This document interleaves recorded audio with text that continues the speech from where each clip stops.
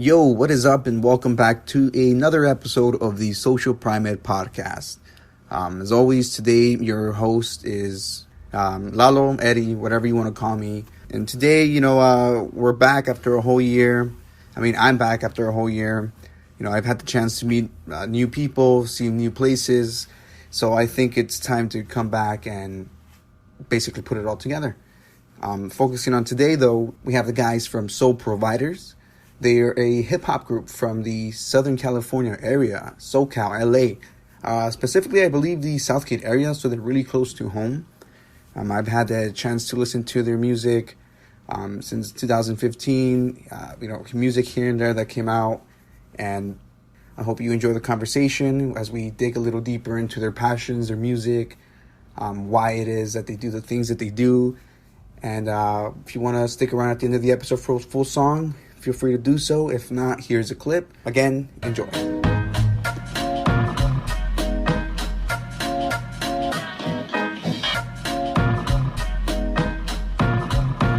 this is a song about absolutely nothing. Nada, nil, zero, zilch, nothing. But when we hit the function, we have fun and kick back, let the soul vibe out.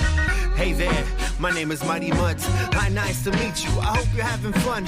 Sit back, relax. We'll show you how it's done. Now here's a couple words from one of my best buds. What up? I'm love struck by this feeling inside. Nonsensical sentences, no sentiment, so penmanship. Hey, what's up, guys? Welcome back to the Social Primate Podcast. Today we have some very special guests in the house. Hey, We got the guys from Soul Providers. hey, check. What up? My name is Mighty Mudds. How's it going? What up? My name is Vicious Vile, and it's going amazing. Yeah, well, thank you guys for coming out tonight. Oh, of course, sir. You guys have been in the radar for quite a while. You guys finally made it out. Yeah, finally getting the recognition, been putting out projects for a while, but I feel like with this last one, finally made like that impact we've been needing to, Yeah, you guys been going at it for a few years, right? We were talking about that early outside. Yes, definitely during the little pre-session. We were getting into like our origins and how long we've been at it for 6 years now, right, Muddy? Yeah, I think so. I think it was like I feel like it was December 2010 or 2011, one of those two. I feel like it was 2010 though. Yeah. Actually, that sounds about right. So 6 or 7 years. 7 years sounds about on point. Yeah, like like actually professionally, like actually trying and getting the proper setup and stuff to like record and all the stuff that you have to do to in order to make the whole process. I think that's probably 7 years now.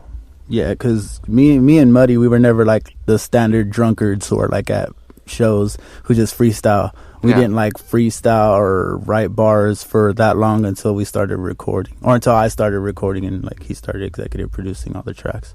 I think we had decided we were going to make hip hop for like 2 or 3 months until we got our first mic. And then from there, we just started recording. Yeah. Like it was just like, all right, cool. And then like me as like a new artist and then getting good feedback from my first like stuff I would put out, I was just like hungry for attention. Yeah. So I'd be like, oh, let's put this out. So it started really like do it yourself type of thing. Definitely. That's pretty, it's good because again, I feel like there's a lot of people out there who, because they don't have the right equipment, they don't start, or they hesitate to start pursuing that passion, In this case, you got the first microphone, and as soon as you got it, you started putting in work. Yeah, and I remember it was even like it was a quick, like, let's just do it. And I remember even Muddy saying, like, if we're going to do it, why wait?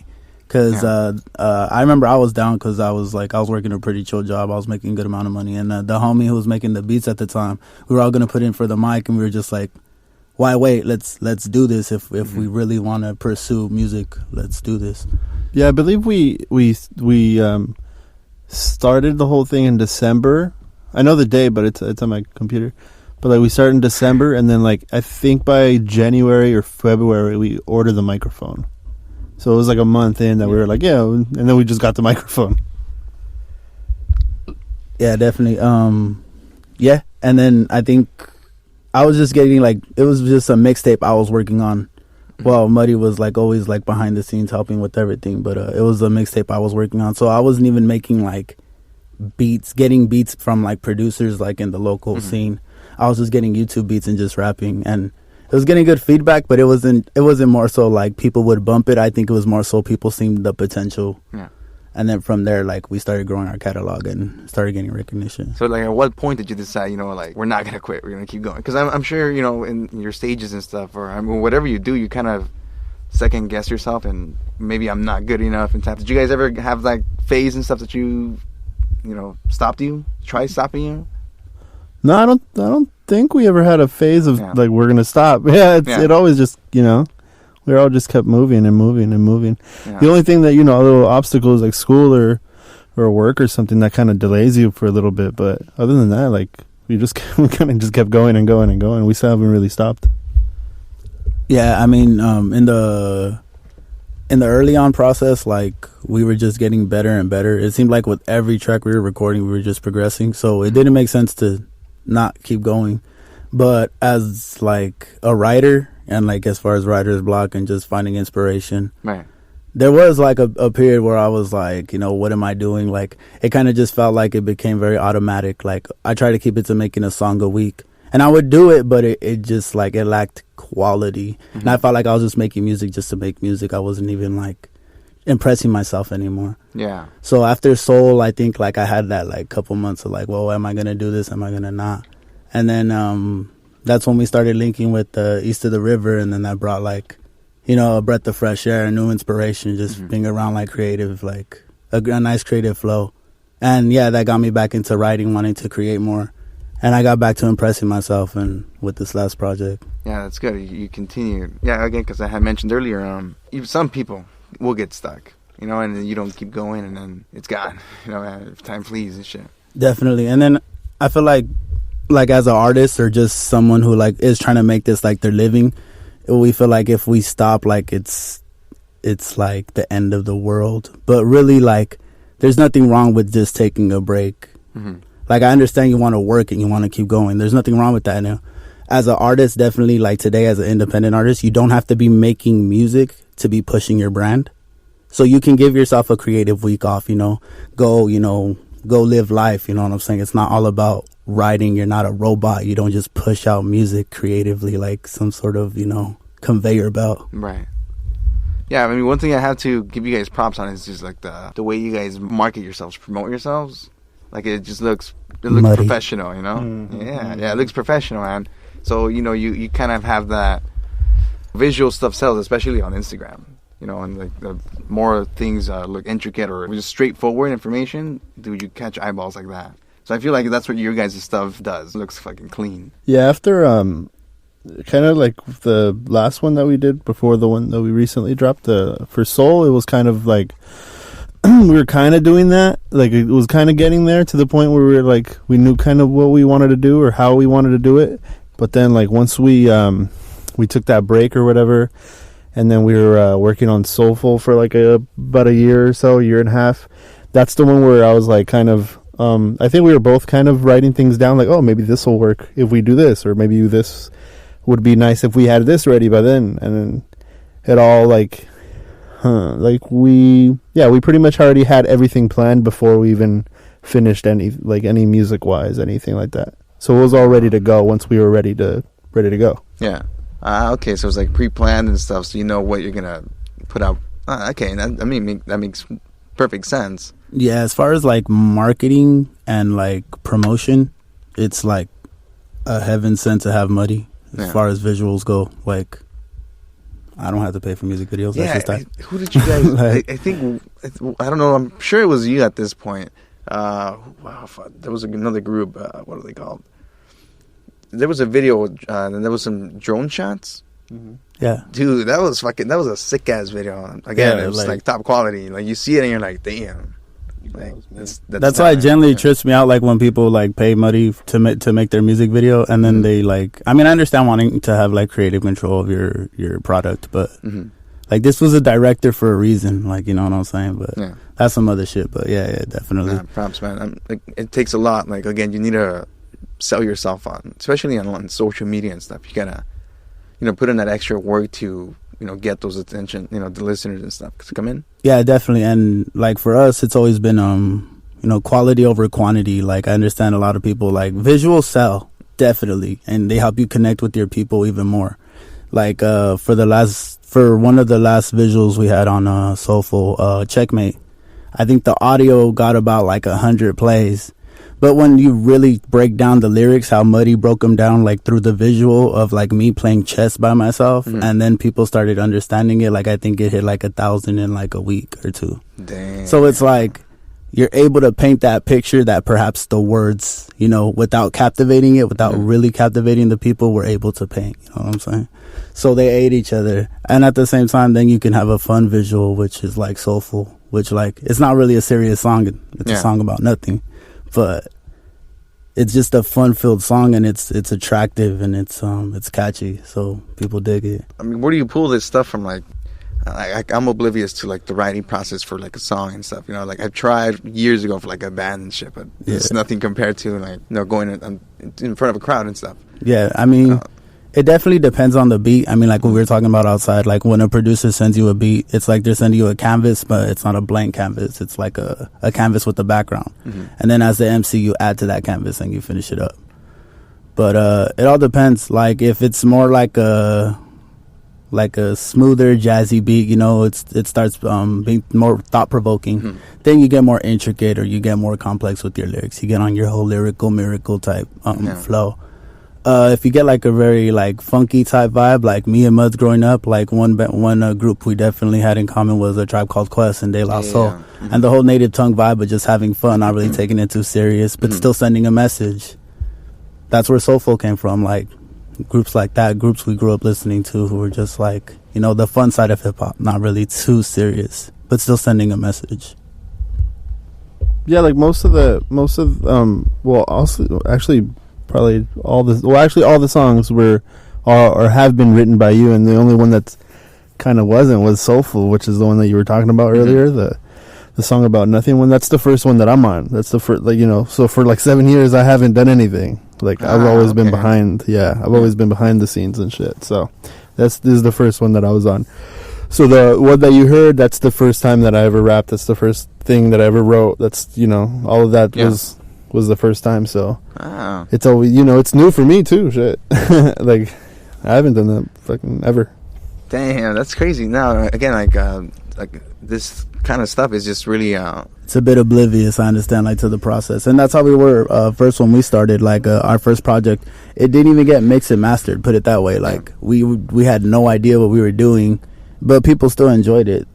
So that's kind of astonishing within itself. But yeah, the first one wasn't even it wasn't even Soul Providers. We actually titled it just Vile. Like it wasn't even, and it was like, you know, I did record it or whatever, and then we did work on it together, but we didn't really know. I don't know. I don't think we had. Did we have the name already? I think like we were still in the works of like thinking of a group name. I mean, even now, me and Muddy, like we're still not like in love with the name Soul Providers because we feel like it's so general. But at the same time, like we've put so much work into this brand and this name that it's just like, it's something that like through time we've grown to love. It's like that ugly chick that you gave a chance, and she ended up knowing how to bake and knowing how to cook good, and she takes care of you. It just feels, I don't know. I don't know. Tienes cariño. I've always felt like that name was just like too too common, but it's not really that you know, not many like groups out there are Soul Providers and stuff, but like it just feels like, you know, it's like one of those first things, like this is what we're gonna be called, like, you know, it's like being a graffiti writer and writing Blaze or something like that. It's just it feels like simple, like but it's nice, and it's you know, it's who we are now, so that's us. Yeah, we wear it proudly. I mean, does the what you guys write about, does it come from like I mean, you say it goes, you know, whatever the beat is and stuff, but do you pull it from like your experiences? Is it like based on like I mean, personally, I mean, putting yourself in somebody else's shoes? Well, yeah, for me, well, I guess, yeah, in that sense, putting myself in someone else's shoes, because I'm an English major, so I read a lot of literature. That's where I pull a lot of my references from. So, like, in a song, like, if I'm talking about love or something, I'll reference, like, a Jane Austen novel, which is a romance novelist.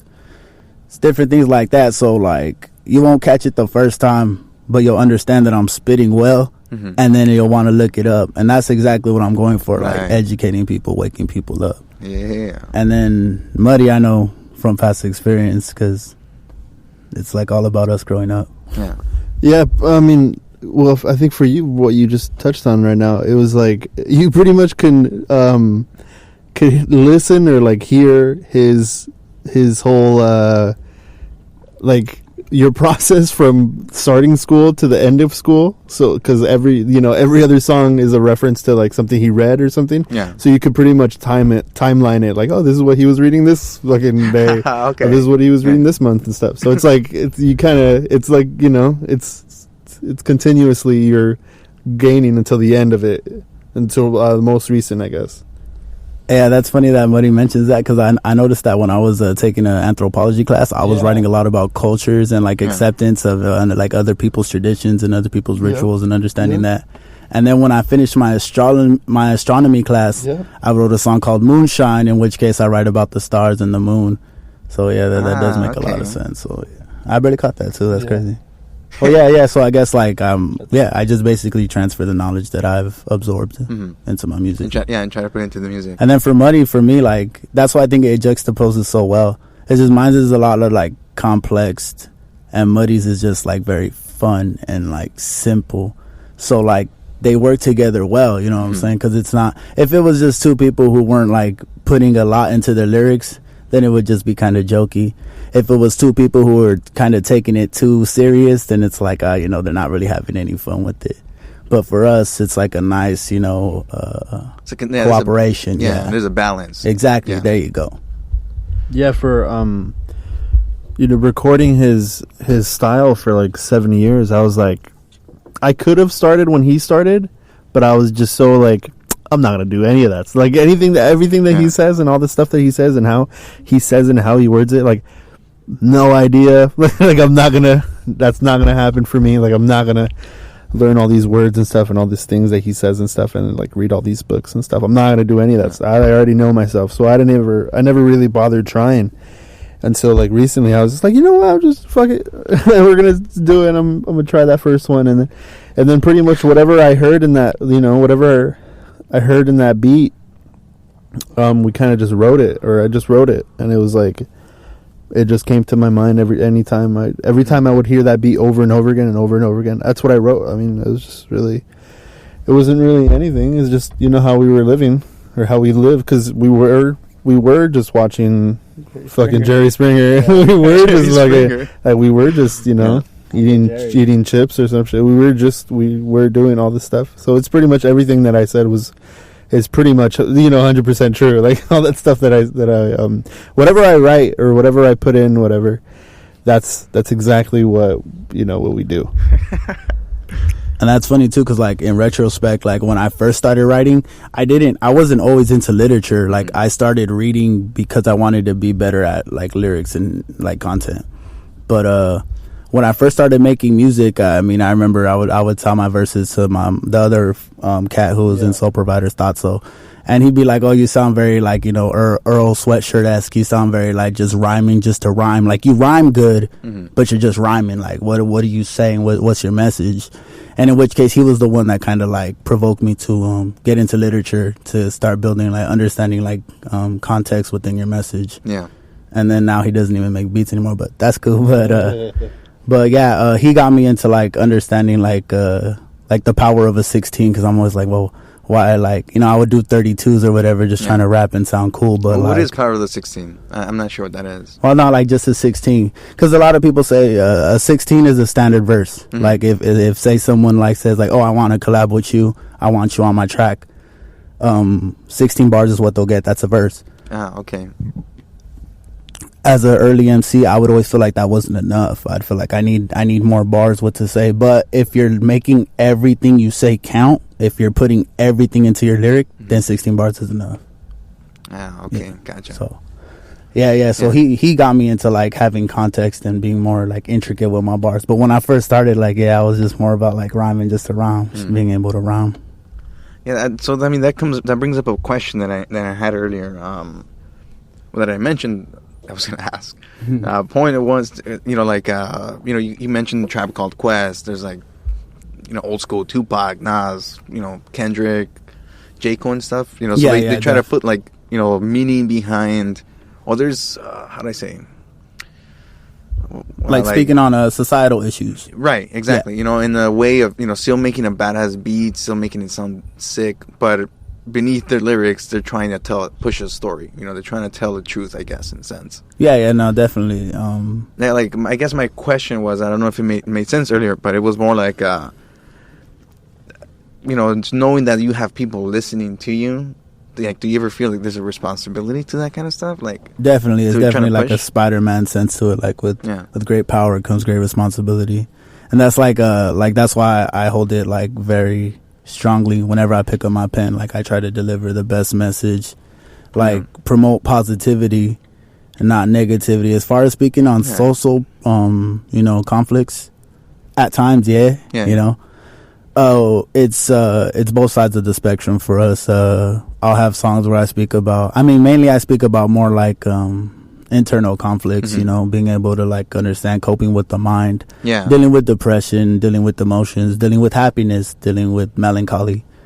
But as far as like social conflicts, at times, we do deal with that, but that's not something we super focus on, and it's not something we stray away from either. You know, it's just something that we haven't touched base on, but definitely we feel like it is a responsibility, especially more so for the mainstream artists who have the kids like looking up to them, exactly. And even for us, like East of the River, like we're a collective of like Hispanic artists who are growing from East LA, you know, and there is little kids who come to the shows, who come to the all age events, you know, and they do look up to us, so we have to hold ourselves to a certain standard.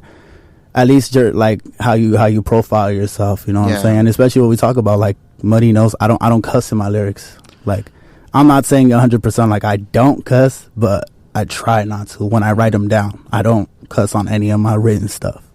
Gotcha. No, I mean, that makes a lot of sense because, you know, I like the way you mentioned earlier. Like you said, you know, instead of referring to what the conversation, the question was, you said you want to promote positive vibes instead of negative ones. Yeah. And I think that in itself is, you know, powerful. You know, because you need those good vibes, you know, and sometimes you want to just feel really good about whatever situation you're in. Exactly, because sometimes the music is the escape from those social conflicts. Yeah. But at the same time, then you have a song like This Is America, which is the artist you brought up. Childish Gambino. This Is America, which, like, if you don't see the music video, it's just a catchy song. This is America. Like, it's, you know what I'm saying? Yeah, there's an underline under it, but it's the music video that it's a captivates visual. the concept of what he's trying to project. Yeah, that's very true. Because when I first saw it, I saw a video and I saw how powerful the imagery was. Yeah. But then listening to the song on its own, like, it just, like you said, it sounded like a chill. You hear the you don't get that whole, like, you know, that's definitely, and then that goes back to the song we were talking about, our track, where, like, maybe perhaps the full message isn't grasped without that visual. And there's nothing wrong with that, you know. There's always like plays, there's always been that companionship between audio and visual appreciation, artistry. So sometimes your written words does need that visual to project the message you're trying to. So, yeah, I know that 100% from artists, because I'm really not, like, even with my best friend being a videographer, I'm not big on visuals. Like, we only did 2 visuals on the last album, and for the next one, probably do 2 or 3.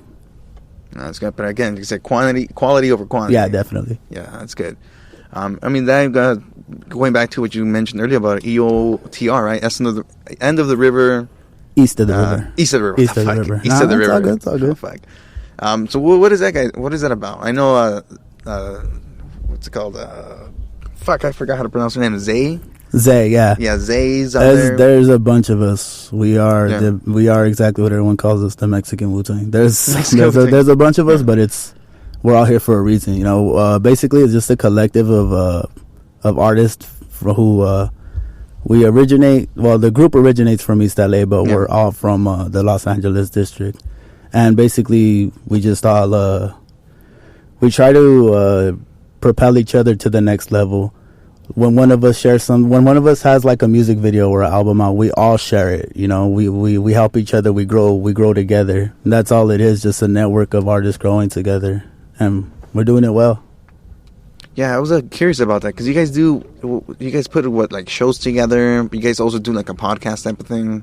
Yeah. Muddy runs his own podcast with our broski, Mad Max. Tell him, Muddy. Yeah, Yeah, we do a good amount of stuff. We have EOTR radios on Friday at radioespacio.org, I think. 3 p.m. to 1 to 3 p.m. That's what it is. We have Fridays on First, which is like an open mic type of thing on First Street, kind of like by the plaza, where there's like the big thing. What is it? The only open mic in East LA, might we act? Oh, it's Plaza Mariachi? Yeah, that's it. Yeah. Plaza Mariachi, yeah. So we have it right there. That's it. That's Mariachi Plaza. From 3 p.m. to 6 p.m. It's every Friday, too. We have a good amount of stuff. We have From the Soul. We do our monthly show, From the Soul, monthly hip-hop show right there in Boyle Heights. Yeah, free. Open mic too in the beginning. We have my podcast, Pretty Fresh. We have another one, The Mighty Mad Hour with me and Mad Max. And then we're gonna do a few more, but yeah, there's a lot of us. Like we do a lot of stuff. We're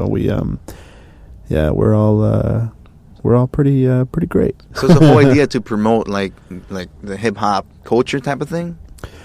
Yeah, I mean, I guess it's kind of we're doing that, but we're not doing that like for that reason. Like it just comes natural to us for us to kind of try to doing it.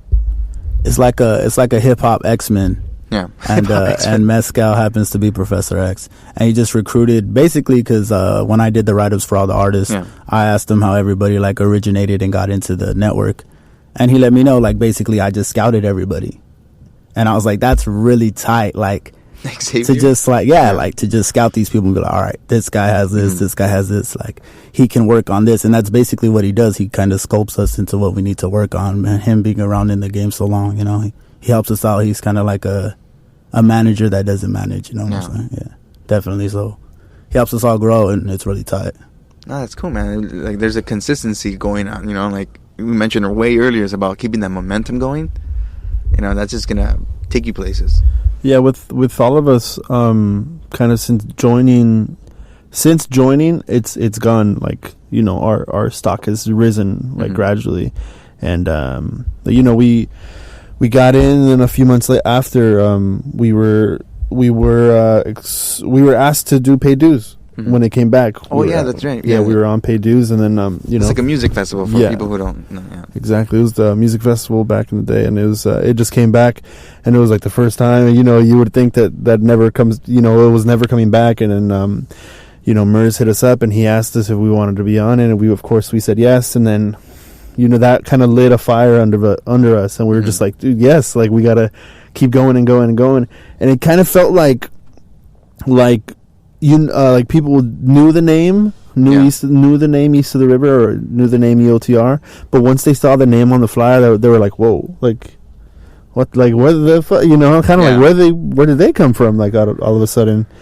And it wasn't all of a sudden, like we've been doing that stuff for like, well, Mezcal and Mad Max have been doing that shit for like 2 years or so, or 3 years, but like all of us kind of joined around the same month or same few months, and we all just joined, and then everybody started drop like first it was Mad Max, he dropped his Project Images, then it was Mezcal who dropped Master's Degree, and then after that it was Zay with Botany.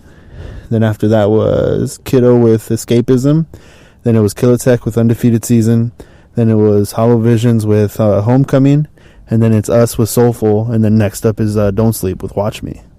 So we all ended up dropping it, and we all kept it consistent right after another. So it's like we're all constantly doing something. Yeah. I mean, yeah, we have our own studio, EOTR studio, and we're all in there. Either one of, or like at least like I would say, like 5 of us are always in there like every week. So it's always just like pushing, just creating content, just creating.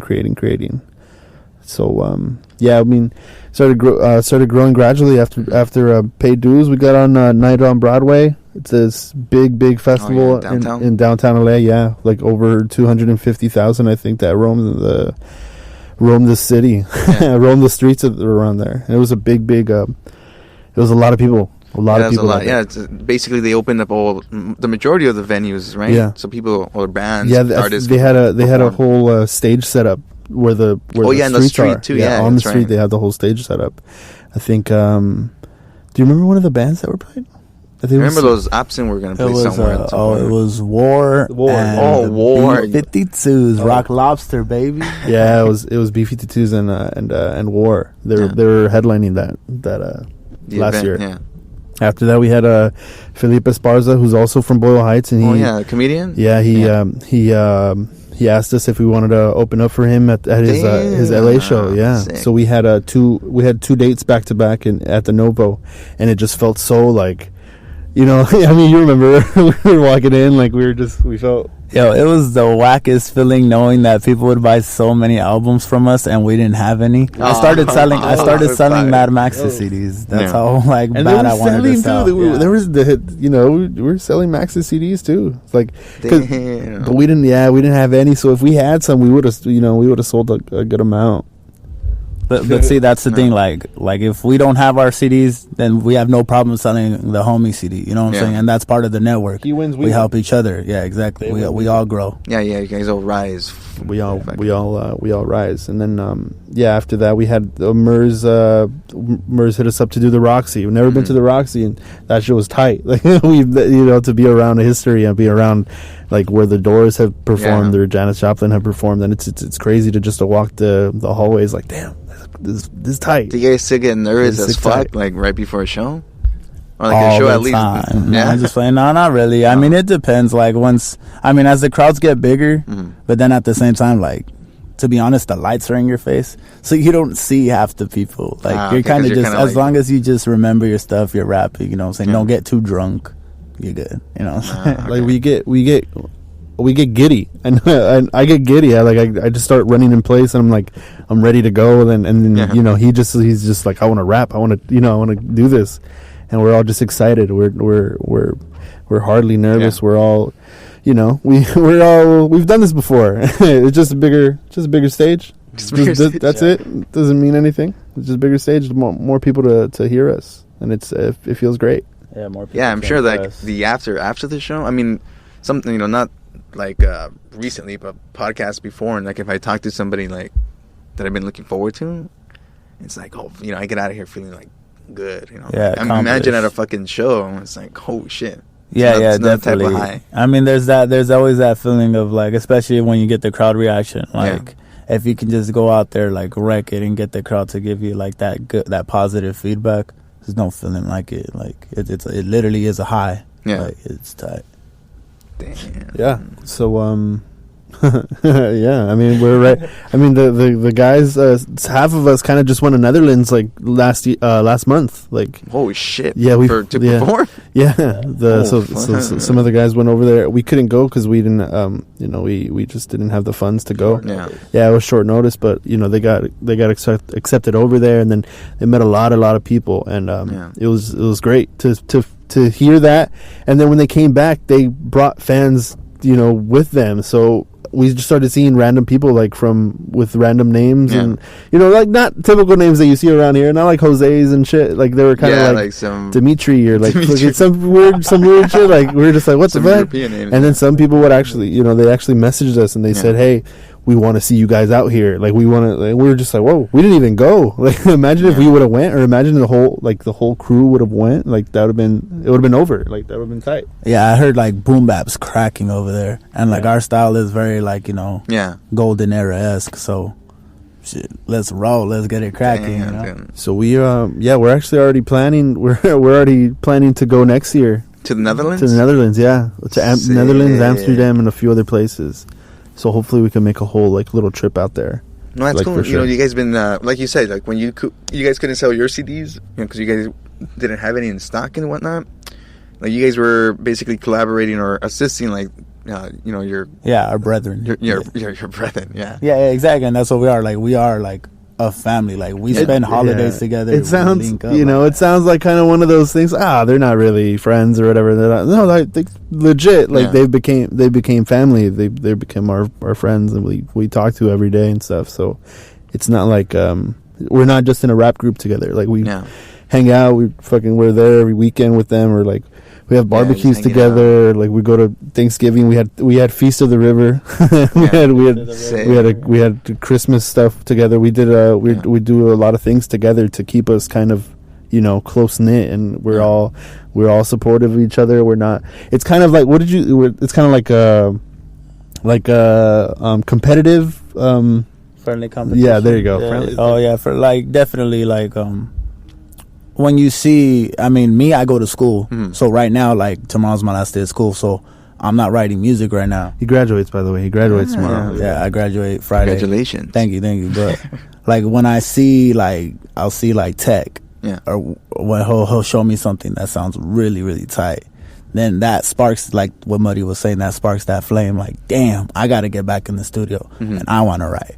Or when I hear Mezcal like mixing Don't Sleep album, like Don't Sleep is my favorite rapper right now. Like, not just like the underground scene. Like, that fool's my favorite rapper right now. Like, that fool's lyrics are crazy. That fool's sick. When that shit drops, that shit's gonna raise the bar even higher to the point where shit, whoever's next better like raise it even higher. Like, and that's how it is. It's just raising the bar constantly. Yeah, like you said, friendly competition. It doesn't hurt if it helps to kind of, you know, help each other out. Like, say, hey, fuck, you set that fucking bar high. Now it's my turn. Well, yeah, exactly, and that's kind of how we got into East of the River. Yeah, because I mean, Muddy was always cool with Max and Mezcal because they worked on like visuals with each other. But the way, like, when I was going at it in 2016, because we were just pushing soul, I seen it as I was trying to get set of the night. Every time I was trying to rap my ass off, and every fucking time Max would always fucking make it hard, and I'm like, who the fuck is this fool with the fro? Yeah. And I know Muddy knew him, but then like all of a sudden we would see each other and it was a mutual respect because we knew we were both really good like at rapping. Like, not to be like that, but we knew what we were doing as far as the microphone. Okay? Yeah. So then we just started kicking it and just became real natural. Like we've worked with other more known rap crews before just based on the fact that we made good music. Yeah.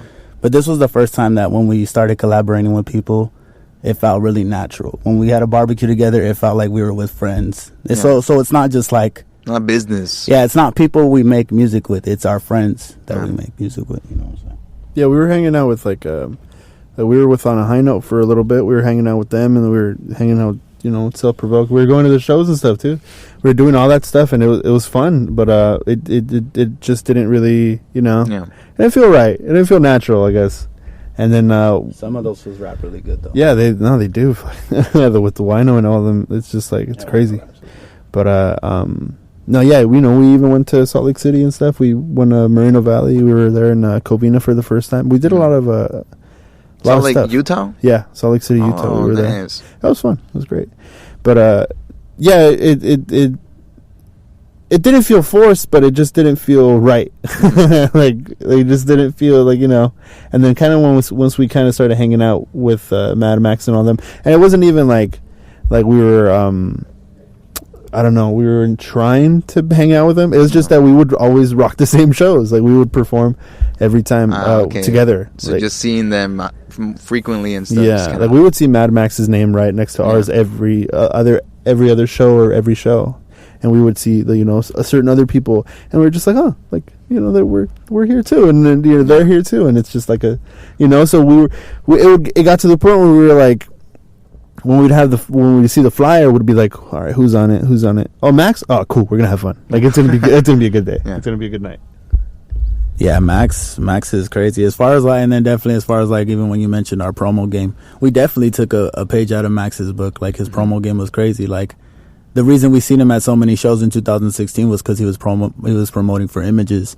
He would bring his picture frame with them, and he would get like the most respected Los Angeles underground artists to take a picture with it, tag them in Instagram, and be like, so and so, supports Images. Yeah.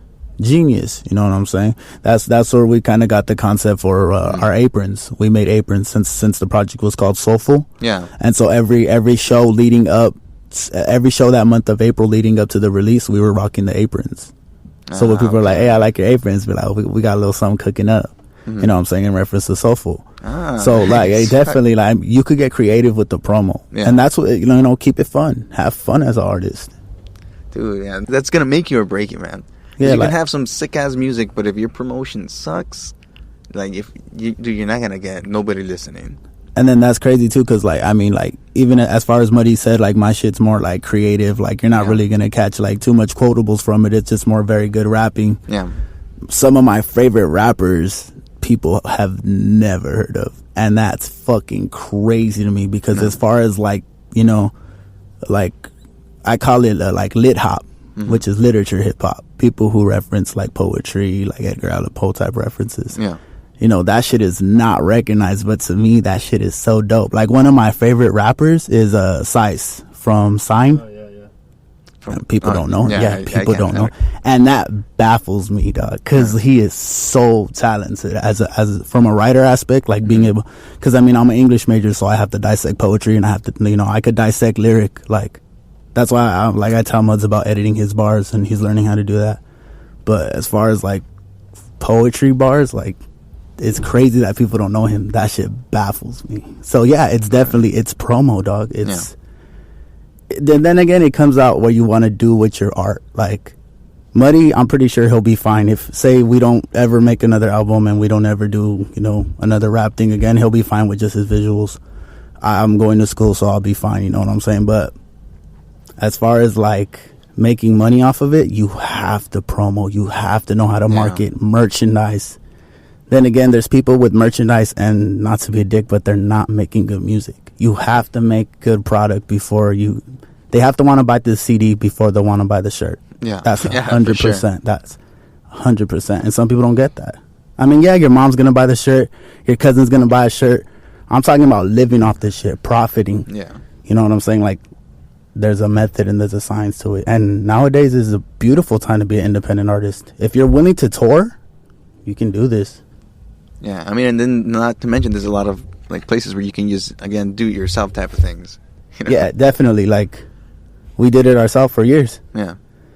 But then again, it didn't sound too well. Like, I was never really, I would always get pissed off because I felt like when I sent the song to the person who was going to mix and master it, the engineer, it never just sounded how I wanted it to sound. And that's why I think I have a very, like, a love for soulful. Mezcal's mixing and mastering is fucking beautiful. I was there to like supervise it, I guess, but really I just stood in the background and read while he worked. Yeah, he told me to tell him if I didn't like anything, but everything was crisp. Like, it was exactly how I wanted. So yeah, like then you start seeing like the chemistry we start building. So now he knows my sound. Now he knows what I like. He knows I don't like too much effect on it. I like to keep it very like natural. He does that now. So we can only, what the future holds, you know, is just even better. Well, hip hop's always changing, like the sound of it, you know. Like, do you guys see yourself like changing along with that, or like still trying to do your own thing? Like, I mean, as artists, you grow. As an individual, you grow. You know what I'm saying? So, I mean, as right now, like I'm trying to work with as much producers as possible. If I like the beat, I like the beat. Am I going for a specific boom bap sound? No, that's just like, you know, what I listen to. So obviously that's where I'm going to gravitate to. But I mean, I'm just open. And that's, as an artist, I think everybody should be open-minded. You know, you can't be like, oh no, the hi-hats are too fast. I don't fuck with that. This is boom bap only. Because then you could be missing out on a song that maybe inspired you to write something catchy. And if you're trying to be an independent artist and make it out here, you need that catchy music. People love soulful because it's catchy. You know what I'm saying? That's the song that that's the single. That's the song that's going to gravitate them to buy it and to hear the more complex content songs. You know what I'm saying? That are within that. And everybody has that. J. Cole shit, his shit that's on the radio is just more catchy. It has a hook, but he has his more complex lyrical stuff within the project. Right. That's the method. You know what I'm saying? Your single's catchy. Yeah, there was definitely limitations for the first few projects that we did, just because like we had one producer for like the first 5, or was it 6? What is it now? 5. Okay, so yeah, for the first 5, it was kind of like one producer, and it was great. I mean, it all sounded great. And then with the last one that we did with Soulful, that was produced by Cookbook from LA Symphony, and it was also great, and it was just one producer though, so we didn't really get to kind of go to somewhere else. Like we went from one producer to another one, and then now we have the full length album that we want to start working on, or we're gonna work on it next week, and we're trying to see where we can go, and because every producer has a different sound, and this Sergey has a different sound from Lex, and then Weapon X has a different sound from Bad Son, and then Tone One has a different sound from whoever. So it's exciting to go around and see where or who fits better. Maybe we do end up sounding really good on Sergey's beats, or maybe we do sound really good on Lex's beats. So it's going to be fun to try to figure out who and which one's going to be the best, and which one's going to make the cut, and then which one's going to be like it's exciting to do that, to work with different people and different artists to make different sounds and different music. It's not just like boom bap as fuck, but difference. A difference is it's gonna be fun. Boom bap for life. Boom bap for life. But man, I'm just excited. Nah, man. Well, look, I fucking hope everything works out for you, and I'm sure it's gonna continue, because you guys, as of right now, again, I've listened to random songs from 2015 and stuff. For anybody who's wondering where you guys can check us out, you can just Google us, or you can check us out on Spotify, Apple Music, or any music streaming app. Soul Providers, check out Soulful or anything in our catalog. Or if you want a physical, hit up the website, buy a sweater, support soulprovidersla.com. Yes. Thank you guys for coming out again, and again, I wish you good luck and the best for everything. Thank you for having us. Shout out Social Primates. Peace.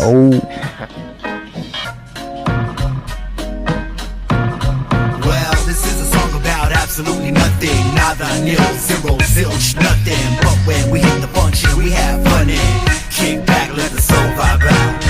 Hey there, my name is Mighty Muds. Hi, nice to meet you. I hope you're having fun. Sit back, relax, we'll show you how it's done. Now here's a couple words from one of my best buds. What up? I'm love struck by this feeling inside. Nonsensical sentences, no sentiment, so penmanship. Per usual, my 9 to 5 is rhyming live. I make the stage my cubicle. Normally it's poetry when I spit that fluid, but right now I'm kicking back like a sweet chin music. The most that divine, duo there's no deny. Now back to my man Muzz, the mightiest the rhyme. It's the SOULPROVIDERS, yes, and we came fresh, fresher than a fabuloso. I'll let you know though that we some funky jazzy cholos. And now that I got your attention, I came to start blessing any mic that comes to my possession. It's the new soul, so let's get this session. We from Southgate, representing. Two brothers from the barrio, bumping out your stereo. My favorite jam back in the day was Scenario, and it still is the ceiling. The ceiling's on fire by the man with the cannon in hip-hop, secret admirer. This is a song about absolutely nothing, nada, nil, zero, zilch, nothing. But when we hit the function, we have fun and kick back and let the soul vibe out. Walk on water. This is a song about absolutely nothing, nada, nil, zero, zilch, nothing. But when we hit the function, we have fun and kick back and let the soul vibe out. My favorite cereal to grub is Cinnamon Toast Crunch. I let it chill in the milk till it's time to munch. Breakfast, lunch, and dinner, even have it for brunch. I don't know what I'm here for, but I might have a hunch. The funky bunch from the east to the river. Watch you chickens quiver, stand and deliver. Kinda like mustard, straight out the cupboard. Cold spicy custard, just like no other. Double dip chips, that's for dinner. Posted with Zachary, watching Jerry Springer. Feeling like kids just messing around.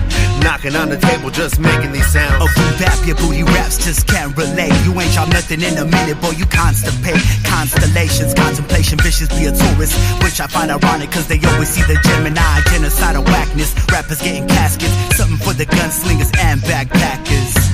As we unify and desegregate sex and race, size and shape, muddy set them straight. Hey yo, fuck that, I'm soulful, gushing out the realest.